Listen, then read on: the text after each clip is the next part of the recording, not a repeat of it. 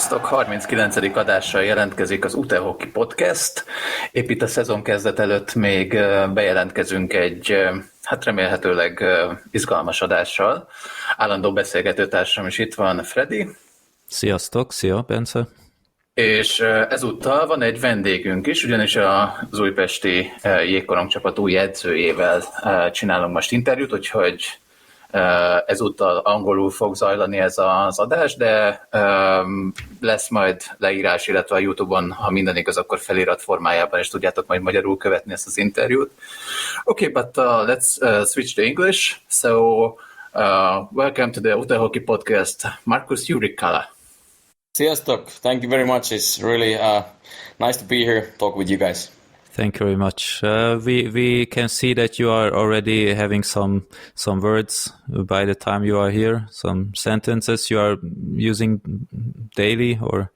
Yeah, a little, you want to get those easy, say hello and good day and little things like that, so I think it's a good start. Okay. Yeah, it's a very complicated language, so it's understandable that. Yes, that's true. Yeah, okay, so we can go with the first question, I think. Yeah, so let's talk about your player career. Based on the elite prospects, we can see that it's not too long, your player career. Can you talk about this a bit? Yes, of course. Not too long, as you said. Of course, when I was a kid, I fall in love with sport and fall in love in hockey, and I wanted to go to NHL, as pretty much everybody at that time in Finland and so on. So that was my dream. So I played my junior years in my hometown in Heinola. I kind of I did get injured in my last year when I was a junior, and that kind of was the time that I actually quit playing like seriously. I still played with the men's like in the second division and third division, but already that time I was coaching and doing that as my profession. So it was more that I knew that my playing is done and coaching is the one I'm gonna go for. So it's after the injury I couldn't get to my hometown team. They played Mestis at that time, so I could have gone maybe Suomisarja, which was the third league in Finland that time, but I decided to get to the school, like a coaching school, so I started those studies also, so then I kind of, as I said, quit playing seriously after that year. Mm-hmm. So it was a knee injury, basically? No, it was a shoulder injury that kept me, I kind of get back, it was maybe, I think I was out like 6 weeks at the start, then I get back, and the first game I hurt it again, and then it was surgery, and the whole season was out, so that was a tough time for a young boy, but now it's, like I said, that's the sport, and I still was, I still could play and all that, but I'll kind of make the decision to start the coaching and try to go that road. Yeah, because we saw that in your career, the playing part was very short, and then very early on, you were doing some coaching stuff, and you were wondering what's the background, but an injury is totally plausible. Yeah. And since you are now a coach, do you feel somewhat that these missing player years is something that would have been more useful, or do you learn so many things from the coaches of yours, or how does it work? Because in mostly the coaches are having a full player career, and then they are transporting what they've learned. Of course, yeah. I mean, of course, like you cannot. If you have a big career as a player, of course you can use that as a help if you want to be a coach later. Like you can, then you have had more coaches that coach you, so you can learn things from them. You can also learn the things that you maybe don't want to do from them. So of course that I don't take that experience away. Like, I think it's a good start to get to be a coach when you have a good playing career. I did not have that, so kind of okay. I still played. I still had coaches who coached me, and so I was a player too. But like you said, not not a big career. So then my experience is more from as you said, I start to coach quite a early age and study coaching quite an early age. So then that my experience comes then more from that side, like how I feel coaching the juniors, how I feel coaching the men, what I learned from there, what I learned from the players. So that's kind of my road. Okay, so we talked about your player career, but you were coaching some youngsters at Finland, and then you moved to Switzerland and then Austria. And could you tell about bit details about that? Yes, of course. So actually, I know it Elite Prospect says that I moved to Switzerland, but that's actually not true. Like I moved to Austria anyway, all those years, but the thing is that our team was so close in Switzerland border, so we played in the Switzerland Swiss league. So that's why it's in Elite Prospect. It shows that I was in Switzerland, but actually all those years I was located in Tornberg. I went there first time like after my studies. We do the work placement, so I did my like a work placement for the school. I did in Tornberg as a junior coach. Then I was 2 years like back in Finland, like head of coaching in my hometown in Heinola. And after that, I was 3 years skill coach in Pelikans-Lahti. And after that, I wanted to again see the world a little bit and challenge myself. So I went back to Austria to be head of coaching for Dornbirn Bulldogs and then also the under 17 coach there. Mm-hmm. And how came the jump to the adult team in the Alp League? Yeah, that came because the Bregenzerwald team did do a cooperation with the Bulldogs, so it was kind of like the Bulldogs played the higher league with the men on that time, so I was working for them, like the ice hockey league, how it's these days. It was able, and the earlier days, as you know. So then the Bregenzerwald, where I was, played the Alps hockey league, and they had cooperation players and did work together. So of course, I get to know their GM and the club there. So. Then it was time after the 2 years with the juniors that I wanted to something else and challenge myself again. So then as I know them, so then there was a talk and I was able to get the job to be the men's and end up being actually 5 years then with the head coach for the Bregenzerwald. So also really good time there, learning a lot as a young coach, of course. So good experience. Yeah, so 5 years is a lot for a coach. It's not, yeah, it is. Especially for somebody in a different country, so it's not that common. Yeah, that's true. And in this 5-year period, what would you consider your biggest achievement, or what coaching skills did you learn in the adult team? What you didn't know before, or? Okay, I think maybe if I think about the biggest achievement, I mean, we did win 1 year. We did win the Austrian Cup that we play inside the Alps Hockey League. So that was of course great to win something together with the guys. But I think for me the biggest achievement was the relationship that I was able to bring with the players. There were many guys that I was together many years, which is always a privilege and kind of that like. Like I said, the relationship that I was able to bring with many of the guys was probably the biggest achievement. And then again, like the learning part, as I said, I learned so much. There was older players than me at the start, and like how to treat the players, how to get the trust from the players, and also that you don't need to. Like as a coach also, like just be yourself. In the end, that's the best way to do it and be honest. All those like good habits, good values that I still believe today. I think that start from there. So just trying to be valuable, of course, and you have to bring value to the players, but be reliable, be honest, and then the things go on the way you want them to go. Mm-hmm. Just one quick question to this. You mentioned an interesting sentence that you had players which are older than you, since you started your coaching career very early. I mean, this wasn't too.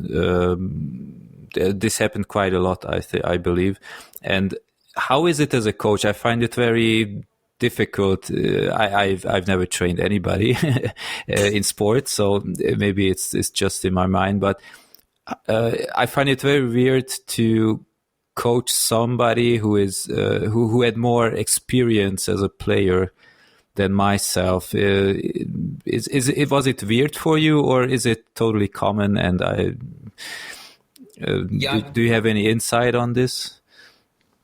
Yeah, I mean, it's normally, if you think about like normal circumstances, maybe you think that the coach is 50 or 60 and the players are 20 or 30. Like that's the kind of the idea. But like for me, it was actually then like pretty okay, and it was for sure okay. And I thought it like I cannot go there and to tell that I know everything about all, or I know all the things about everything. Like then it's more like I think that I get their respect also, that I listen to them and I want to talk with them and we can share ideas. Of course, as a coach, you always have to say the last word, and that's how it is, but that you also respect their knowledge and not just come there and now I know everything, how it's going to done.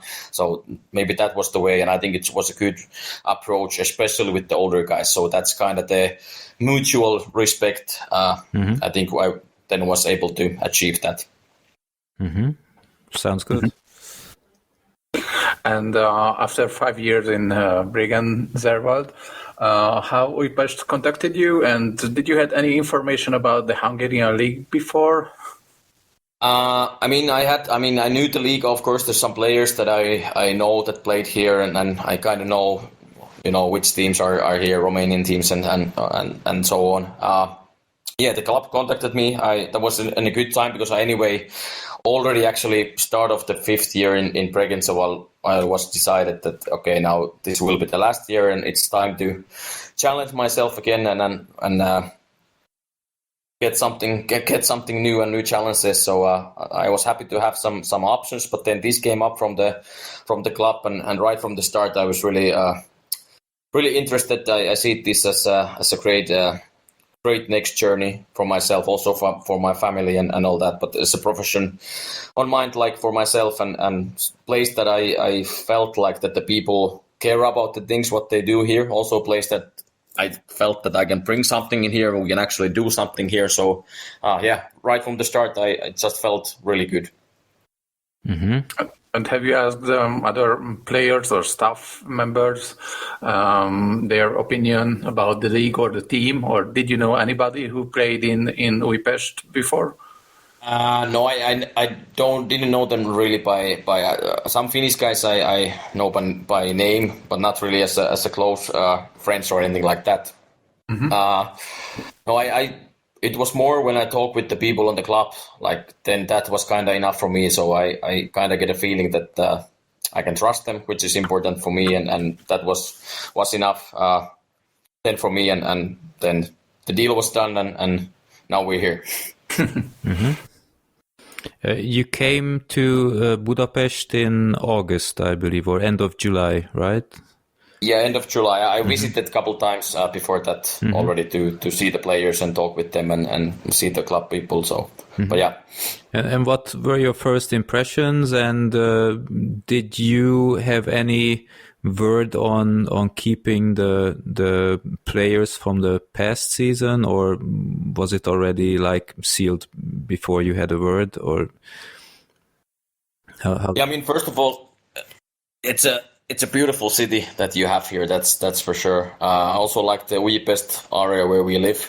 So like on that side, the impression was really good. I was happy to be able to talk to the players. I mean, some of the players were already decided like that they're gonna go or like that. But I was also like we were that early that I still had a lot to do on which guys we want to keep and which kind of players we're gonna bring in. So that was a good thing also, of course, for me that I was able to influence the team that we will have.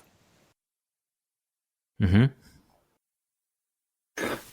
Okay, and we know the Erste League hasn't started yet, but we had 4 preseason game, and you have some expression about the league, some kind of expression. What differences would you mention compared to the Alps League? I mean, the conditions or just training facilities, or how quick is the game or anything like that? Yeah, good question. I mean, probably on December I can say way more when I've seen more rinks and more teams. I mean, I watch them play on the video, of course, like check those teams, how they play and all that. And I mean, of course, the one big difference if I compare to Austria and to Alps Hockey Liga is that here is way more imports. So in there, you could, if you have imports over 22 years old, you can only have 4, and here the teams you can have way more. So that's the one thing that of course bring quality also to the teams, and so that's for sure one clear thing. The facilities, I mean, especially our rink, I think it has everything that you need to have. Also, of course, think about the junior side, the academy that we have here is pretty unique and a great place for young players to develop. So I haven't seen really yet the other rinks on the Hungary side. So that's for me hard to say. But yeah, for sure that import side is gonna be something like more imports clearly here than in the Alps Hockey Liga. You will see some interesting rinks in Hungary for sure. Also in Romania, those rinks are intense. Speaking of the rink, this year the rink size has been reduced by some reason. We don't really know why. Maybe it's some international standard. Did you notice any thing of this, or is it the same as in Austria, or does it really matter? Because we from the stand only see some minor changes that we see more of the rink because it's smaller. But does it mean you have to play differently? I think the change is not that big that it changes too much. I mean, of course, like then because pretty much I've only played in this kind of rink in here, so you kind of get to learn the rink where you practice, even it's a bigger one or smaller one. So then you kind of learn to use it as your advantage, also as you should when you play at home. So you gotta know your rink. But I think also another like it's that's kind of the trend like these days that the rinks are going closer to the NHL's size. If they make new rinks, it's gonna be usually not that wide anymore, so it's getting narrow and closer to NHL style. So I think that's the trend pretty much everywhere, and I mean I like it. It's good. Not that much space, so players have to react faster. But not a big like I said, not a big thing there, especially compared to the last rink you guys had here. So I think it doesn't really change too much the way we gonna play. You think these NHL rules which are adopted anywhere else, is this a good thing or bad thing? Because I don't really follow NHL, but I know that they are always making changes, like in the goalie. What do you think? Behind the blue line? Yes, that, and also I don't know that in English what the goalie is wearing, the blocking material. Those are getting smaller and smaller. I'm not really a fan of adopting everything from the US, to be honest. I thought it's a good thing that the international rules are a bit different, but it's less and less like this. It's getting more a trend that we are adopting it. Do you think this is a good thing, or it's just business? Yeah, I guess. I mean, there's kind of two sides. Like on the other hand, I think that hopefully one day we will play again like a World Cup or something like where all the best teams can play against each other. And thinking about that, maybe of course of those tournaments, probably the most players will come in the NHL, but there will be some players anyway coming from the Europe too. So like when the rules are closer on each other, it's probably make those things easier. But I think in Europe we have to be proud on the rules and the games we have, and not, as you said, like it doesn't need to be all the same as overseas in the North America. So we have to also be proud on our things, and I also don't like to have all the rules or change too much things, especially without a good purpose, like just to change things. So that I don't really like. Mm-hmm. Yeah. Okay, and after the playing, what kind of hockey do you like to play with your teams? I mean, what's your hockey play perception as a coach? Yes. Well, winning hockey, of course. That's the. I think everybody wants that. So try to find ways where you can beat the opponent. Like that's what the game is all about. But of course, our game, we do want to control the puck. That's a big thing for us. And if we lose the puck, then we want to win the puck back fast. So that's kind of it sounds simple, but that's kind of has a lot of things inside it. So that's kind of good determined our game. And of course, I'm a big believer for like team and atmosphere and like that the team can make individuals better, and how we can play as a team and support each other and like all that kind of a thing. So I try to make sure that those things, our values and how much we care and all those things also shows on actions on the ice we gonna play. So I would say, like, yes, we do want to control kind of the flow of the game, controlling the puck and making good decisions, but also that heart, how much we play for each other. I want that always to show in my teams. Sounds good. Yeah, there were some, or especially there was one team, Debrecen. The previous coach had a phrase for them, which was effective against Újpest often enough. Unfortunately, it was he called it cheating hockey.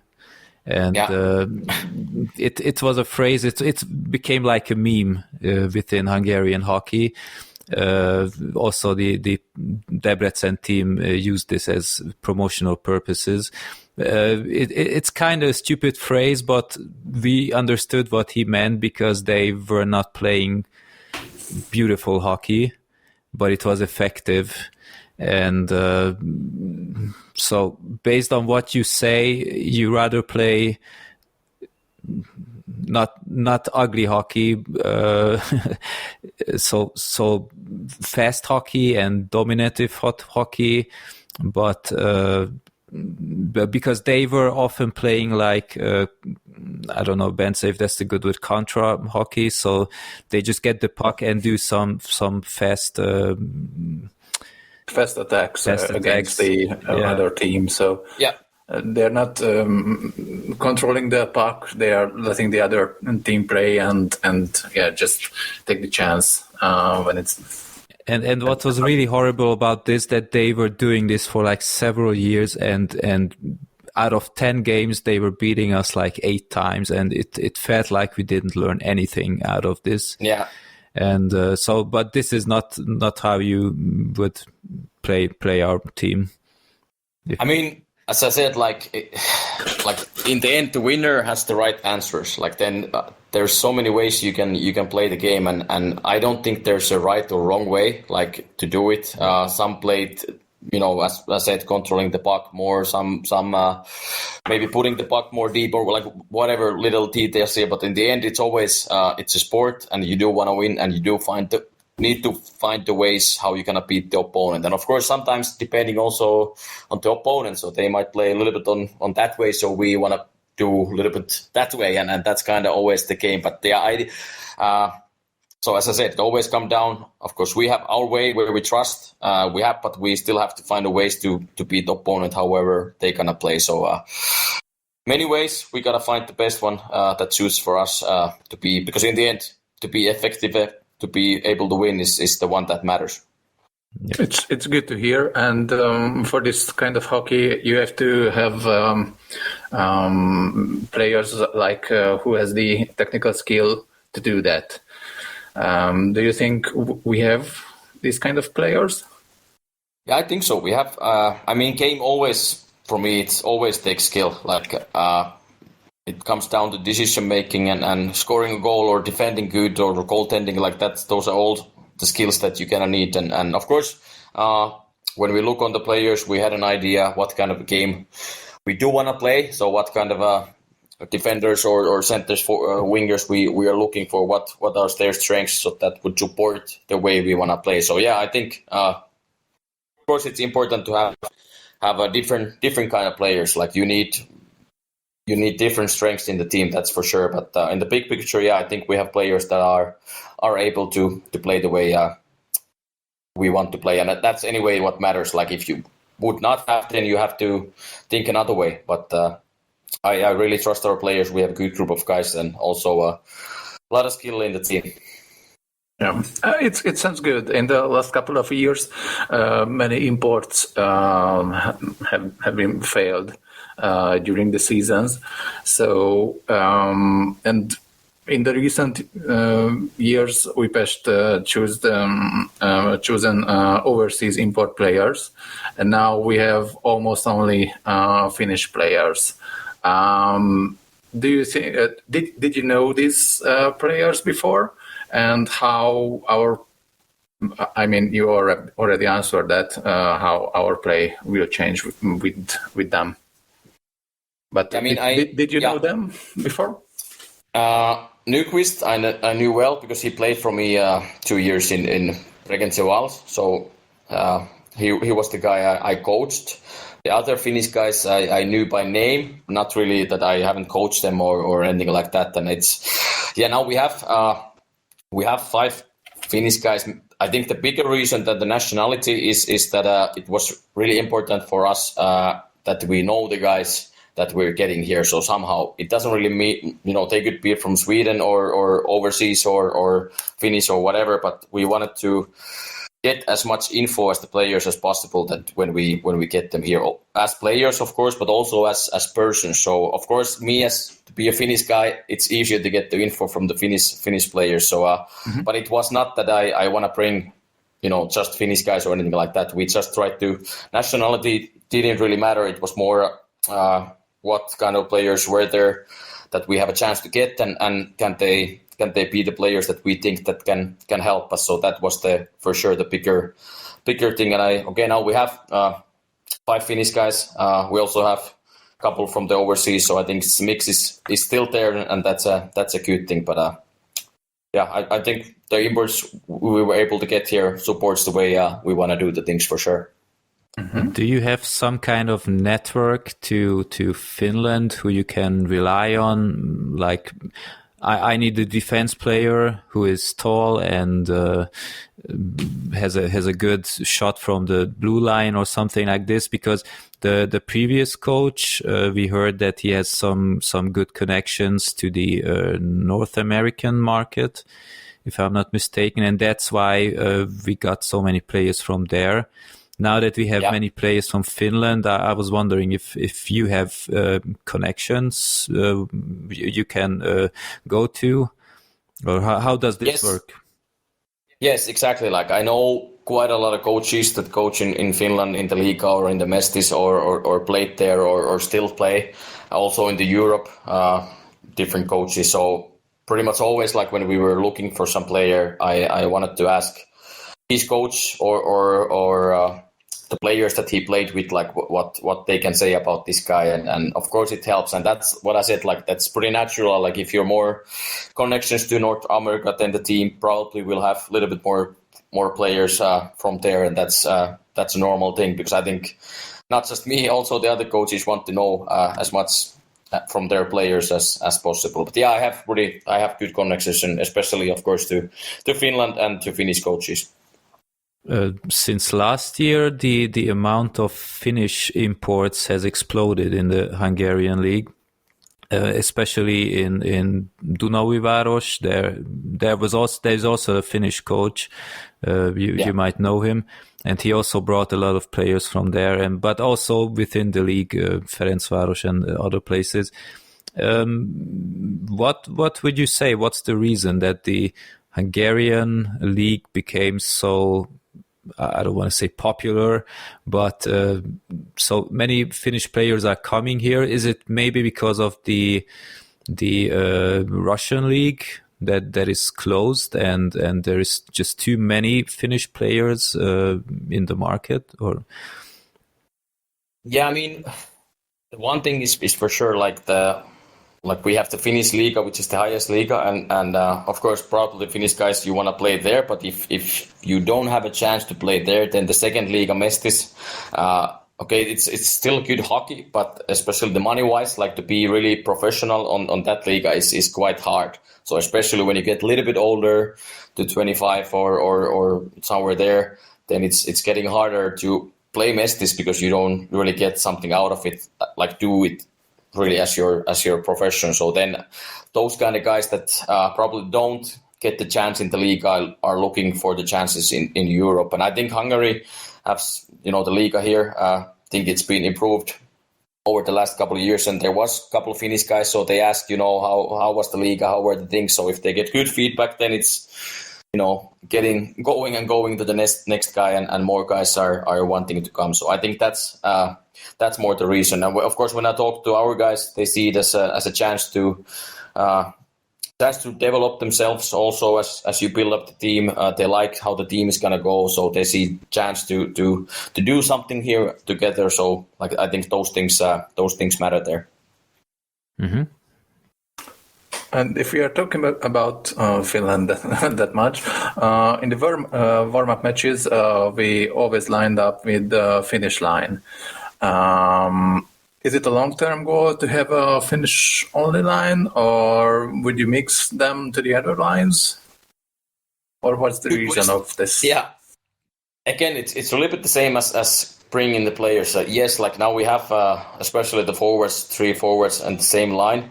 But okay, I think the bigger reason than the nationalities is that their kind of player types shoot pretty well with each other. Like that's a bigger reason for sure than the nationality. Of course, at the start, it's easier when you have a Finnish guy. You can talk Finland and talk Finnish and so on. So it's can make some things a bit easier. But for sure, the bigger reason was that we think that the strengths that these guys have support each other. But again, it's not now it's like it is like this. Tomorrow it might be totally different. So it's not that it has to be or that we get the Finnish guys just to play together. So it's been like that now. We will see how it goes, and if we need to change something, then we're gonna change.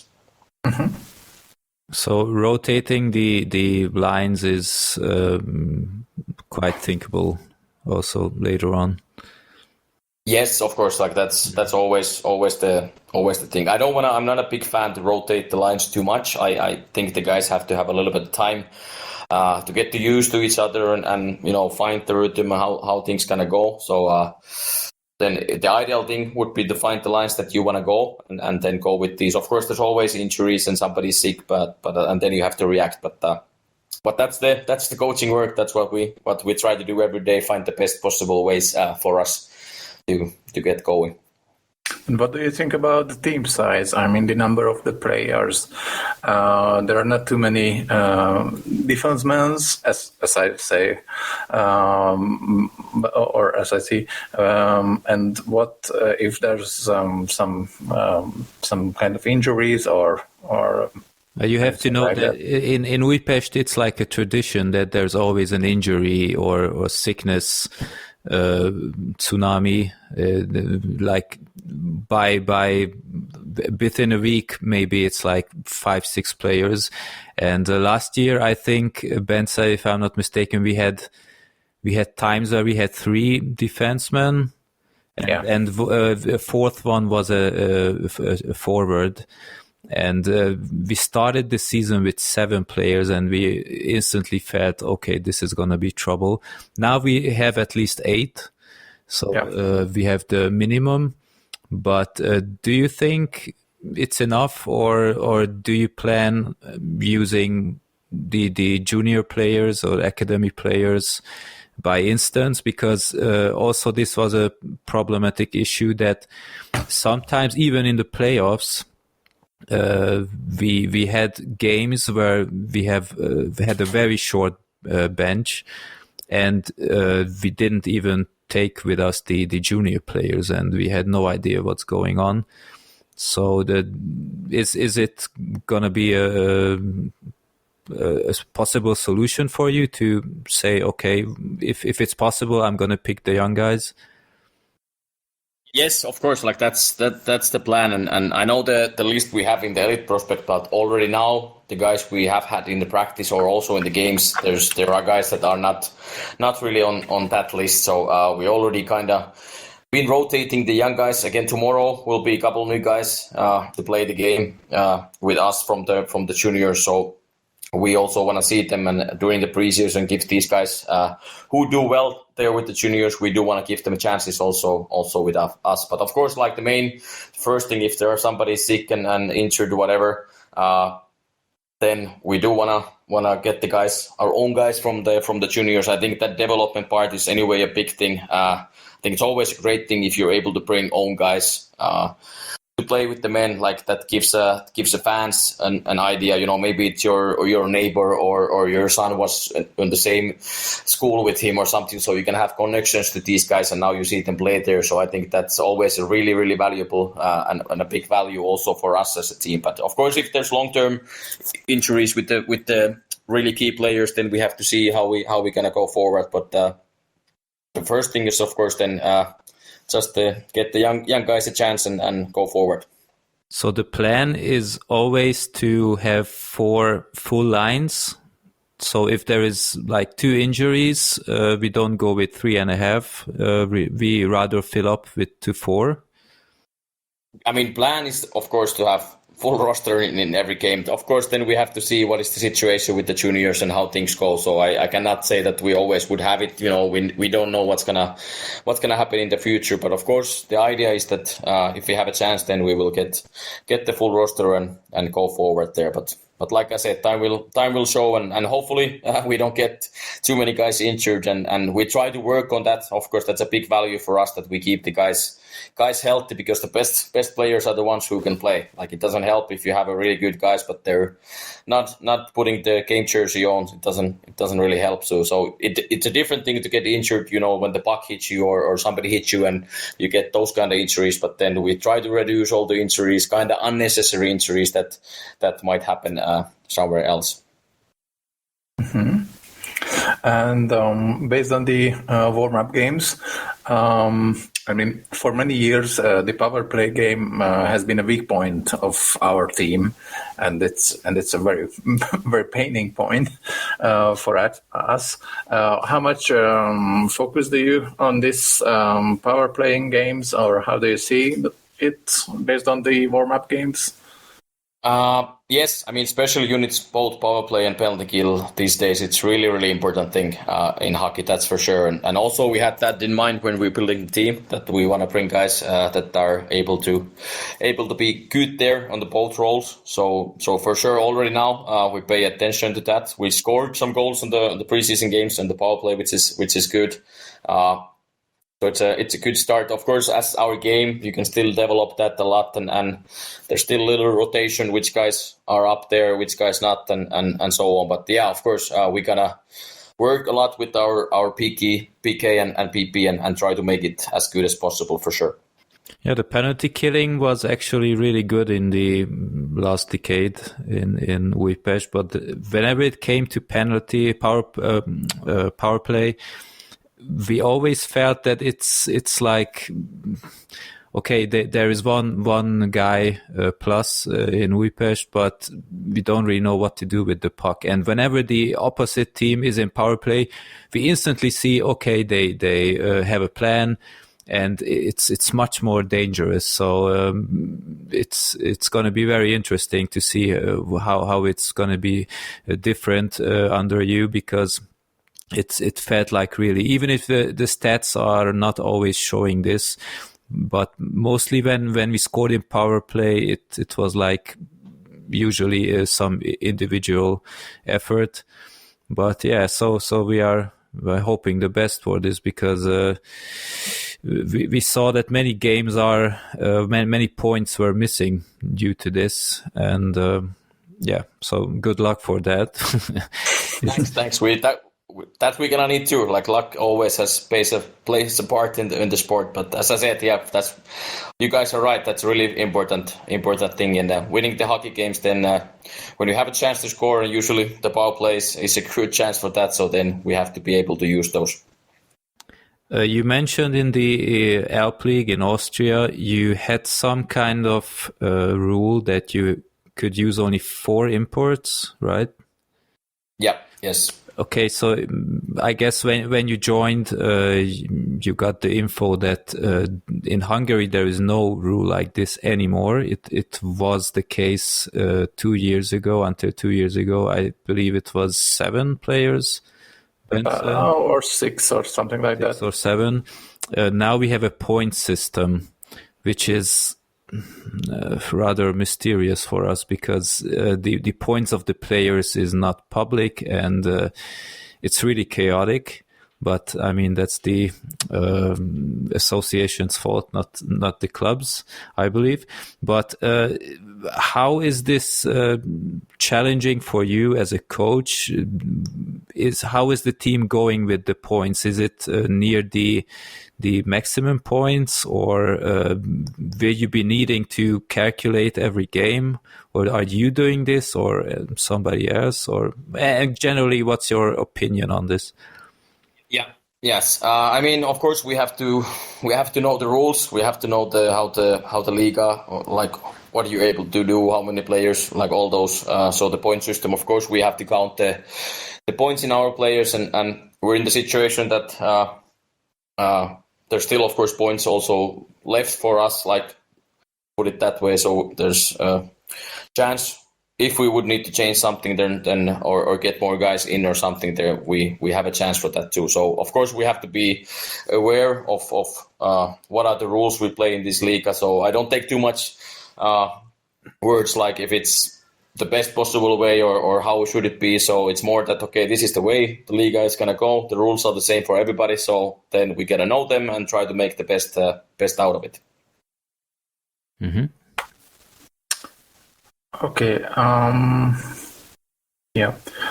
Freddie, do you have any more questions? I have questions on the young players. Usually in the last years, the young players were on the 4th line, or maybe due to injuries, they got a chance in the 3rd or even in the 2nd. Do you have any idea or plan how to use those guys, also keeping themselves in a line, or mixing them with the more experienced or maybe import players? Like, what's your take on this? Yes, I mean, now it's been a little bit more like that the young players play a bit more together. We also we rotating the guys a little bit, especially to the 3rd line and so on. I think it's well, first of all, we have really good young players. I like that. There's a lot of potential, and Victor, as my assistant coach, has been really great help with especially his history with the academy and all that, like helping me with the young guys and all that. But yeah, I mean, again, that's the spots that you're gonna get in the roster have to be earned. So of course we do wanna give chances and all that, but in the sport there's no really like free lunches. So whatever you're gonna get, you have to earn it. But like I said, there's really potential young guys we have in the Ds and the forwards. Also the guys who still are in the academy, younger guys. So I think there's a bright future with these guys. So however, whichever line they're gonna end up, time will show. Like I said, now they've been a bit more in the 4th line. Some guys rotating here or there, but even it would be a 4th line, we still want them to play. Like, we don't want to have a 4th line that just shoot the puck away and could not do anything. Like, I want all the guys who are on the ice to bring them as the players in, play with their strengths, be responsible, of course, but play with their strengths and not be afraid of anything, not be afraid of mistakes or anything like that. So I think that's the way we want to go. it's good to hear that you want to use all the 4 lines, if I'm right, because in the last couple of years we had a coach, not Virág Csaba, but the guy before. He used mainly only 2. Third period, like only the first 2. When we are behind, and it was rather frustrating because they had like no conditions left after a while. And but he keeps playing this at the team which won last year. So I mean, that's, as I said, like the winner has the right answer. So of course, as I said, time will show how it's gonna be, and the player have to earn also the time on the ice. Mm-hmm. Okay. I have one question left. Bence, do you have any? No, I think that one will be the final one. Okay, so you mentioned locker room atmosphere before, that it's very important that the player is right, the character is right. The previous coach mentioned many times that the main priority in the team is that the locker room is good. So once the locker room is good, everybody is getting along really well, then it will transfer to the play. Which worked pretty good in one year when the games were not won. Then, as much as we heard, this wasn't really the case anymore. But we also had players, without mentioning names, which had a rather, how should I say, bad marketing.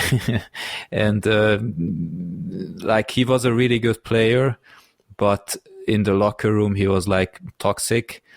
What's your take? This is a rather difficult question, I know, as a coach, but is a rather interesting character, how to say like that, is tolerable unless he is scoring, or is locker room atmosphere, good atmosphere, the top priority?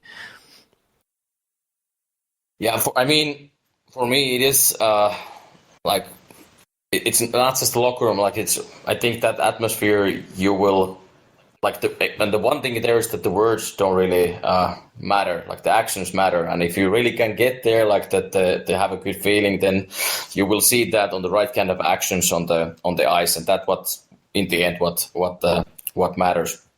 But again, like, it's easy to smile and have a good feeling when things go good, and then when you struggle, you have challenges, then that's the time that you really will get like challenged on that. And of course, that's the time also we have to be prepared, and that's why we try to create that kind of open communication, that we trust on each other within the team, coaches to players, players to coaches. We're able to talk things honestly to each other, that we bring these things, and then with that we have a way that we trust our way. It will be a process, and you know, we win games and we have a way, we keep going. We lose games, we have a way, we still keep going. We're not going to change our ways on the results like so much.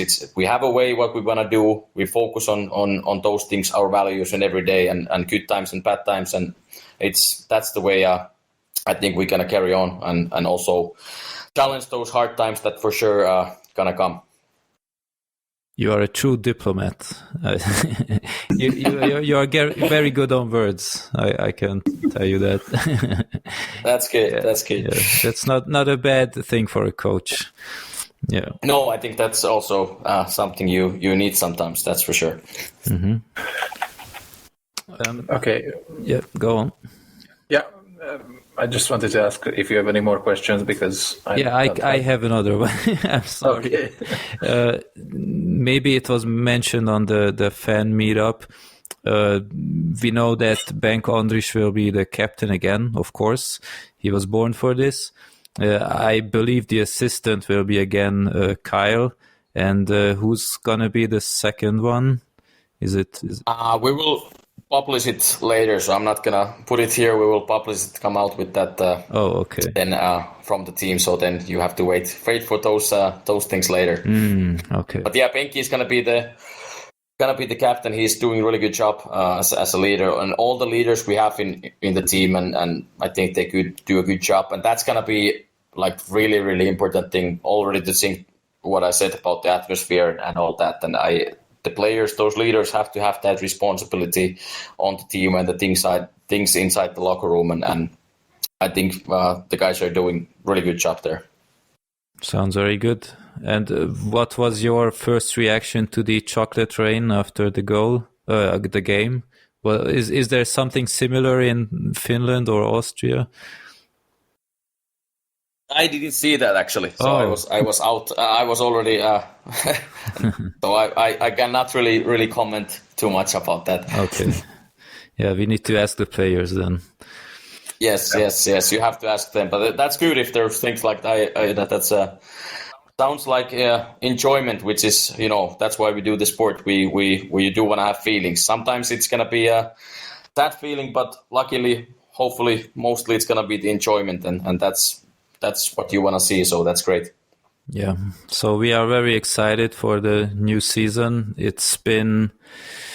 When we finished the season, Ben, so in February, right? End of February, I believe. End of February, yeah. Plus the, I don't know, the next part of the season. The two groups, playing 2 games against each teams, or something like that. So no, I meant that we had a long pause since the last season. So because Újpest, the season ended very unexpectedly early. So I believe many fans are very interested in the new season and the new start.